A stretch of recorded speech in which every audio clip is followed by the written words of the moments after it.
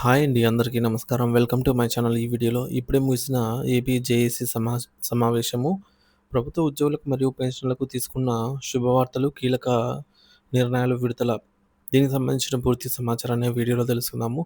వీడియోనైతే ఎక్కడ గాని స్కిప్ చేయకుండా ఎండ్ వరకు చూసేయండి. అప్పుడే ఇన్ఫర్మేషన్ పూర్తిగా అర్థమవుతుంది.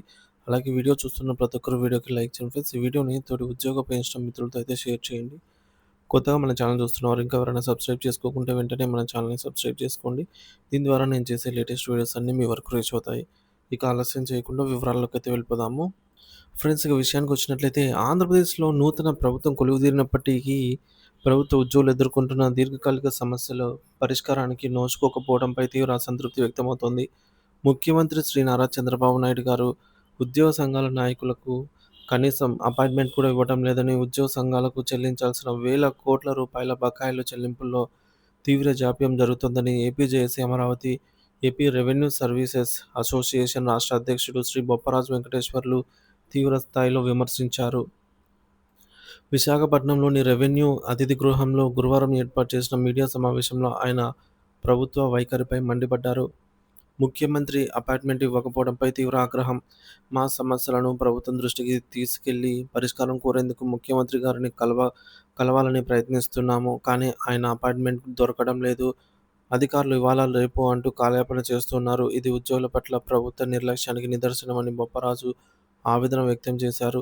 తాము పెద్ద పెద్ద కోరికలేమీ కోరటం లేదని, చట్టబద్ధంగా రావాల్సిన ప్రయోజనాల కోసం ఎదురు చూస్తున్నామని ఆయన స్పష్టం చేశారు. భారీగా పేరుకుపోయిన ఆర్థిక బకాయిలు, ఉద్యోగులకు ప్రభుత్వం చెల్లించాల్సిన బకాయిల గురించి వివరిస్తూ శ్రీ బొప్పరాజు పలు కీలక అంశాలను ప్రస్తావించారు. మొత్తం బకాయిలు ప్రభుత్వ ఉద్యోగులకు, రిటైర్డ్ ఉద్యోగులకు కలిపి సుమారు 20,000 కోట్ల రూపాయల మేర బకాయిలు పేరుకుపోయాయి. చెల్లించింది నామమాత్రమే. ఇందులో కేవలం 10% మాత్రమే ఇప్పటివరకు చెల్లించారు. అంటే సుమారు 2,000 కోట్లు. రిటైర్మెంట్ ప్రయోజనాలు, ఉద్యోగుల రిటైర్మెంట్ బెనిఫిట్స్ కింద చెల్లించాల్సిన మొత్తం సుమారు 5,000 కోట్లు ఇంకా పెండింగ్‌లోనే ఉంది. రిటైర్డ్ ఉద్యోగుల బకాయిలు, పదవీ విరమణ చేసిన ఉద్యోగులకు మరో 6,000-7,000 కోట్ల వరకు బకాయిలు చెల్లించాల్సి ఉంది.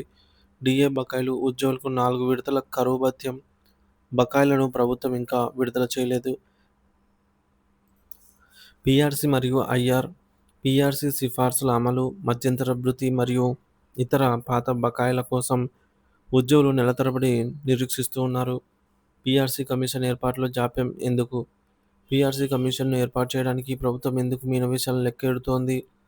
ఉద్యోగుల జీతభత్యాల సవరణకు ఇది అత్యంత కీలకమైన ప్రక్రియ. దీనిపై తక్షణమే నిర్ణయం తీసుకోవాలని బొప్పరాజు డిమాండ్ చేశారు. ఉద్యోగి ఆరోగ్య పథకం ఈహెచ్ఎస్ ఒక ప్రహసనం.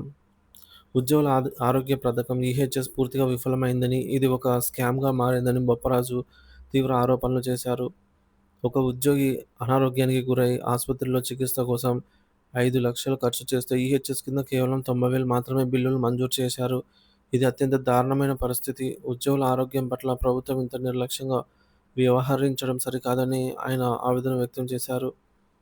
ప్రభుత్వ హామీలు మరియు ఉద్యోగుల డిమాండ్లు. టీడీపీ కూటమి ప్రభుత్వము ఎన్నికలకు ముందు ఉద్యోగులకు అనేక రకాల హామీలు ఇచ్చింది అని బొప్పరాజు గుర్తు చేశారు. కొత్తగా మేమేమీ అడగటం లేదు. మాకు రావాల్సిన బకాయిలను, మా హక్కులను మాత్రమే కోరుతున్నాం. ఇతర రాష్ట్రాల్లో ఉద్యోగులు తమ డీఏల కోసం న్యాయస్థానాలను ఆశ్రయించి సాధించుకున్నారు. మేము మాత్రం ప్రభుత్వంపై గౌరవంతో సమస్యలను సామరస్యంగా పరిష్కారమవుతాయన్న నమ్మకంతో కోర్టులకు వెళ్ళటం లేదు. మా సహనాన్ని పరీక్షించొద్దని ఆయన హెచ్చరించారు. ఉద్యమ కార్యాచరణకు సైతం సిద్ధం. ఉద్యోగులు ఎదుర్కొంటున్న సమస్యలపై రాష్ట్రంలోని అన్ని జిల్లాల్లో పర్యటిస్తున్నామని, అందులో భాగంగానే తాము